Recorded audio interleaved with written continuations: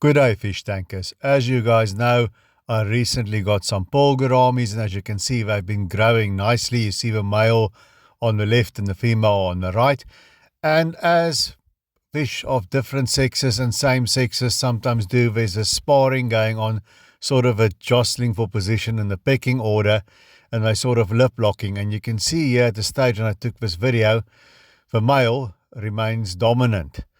But over time, that quickly changed. Stick around and find out.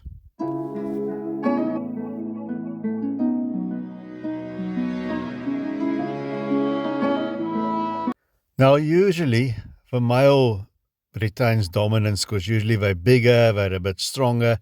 And you can see here in the beginning, the male was sort of the dominant fish between the male and the female here. And it's a big tank, there's lots of space, there's lots of other fish, and there's a lot of hiding places with this huge jungle forest that just keeps on spawning baby fish, baby emperor tetras that is.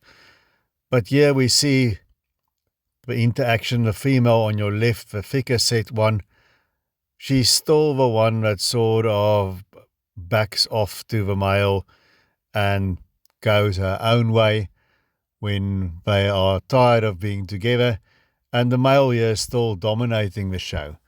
But then something happened. You can see them here showing off to each other. The female started getting bigger and heavier, and after a while I noticed that the male just disappeared. I just saw the female sitting here in front in the tank, and I thought for at one stage that the male had jumped out or something happened, and was looking everywhere.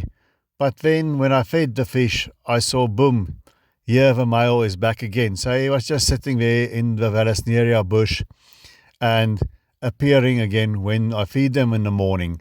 And here you can see where the two are, and the female gives him a good chase every now and then. It's not excessive. He still eats, he's still feeding, he hasn't got any marks or torn fins or anything like that, but there is a bit of an aggression issue developing. The female is sort of becoming the tank boss with some other tank bosses like that big koi angel that is still around. So I had to keep an eye on it, because if it gets excessive, you have a problem on your hands when you've got to remove one of the fish.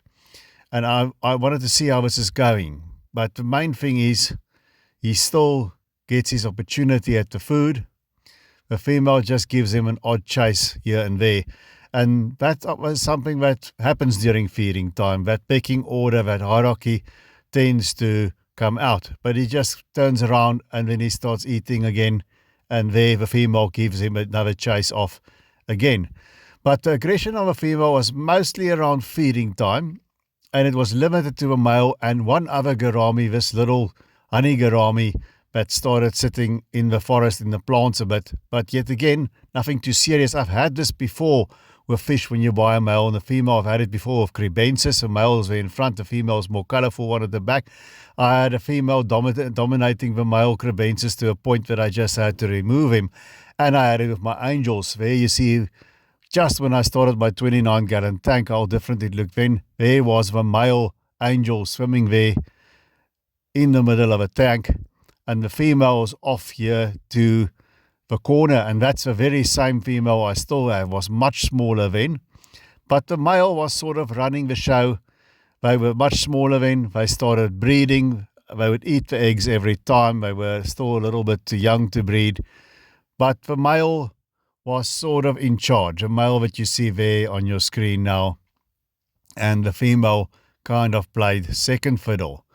But then things changed, very much as things changed with the pearl gourami.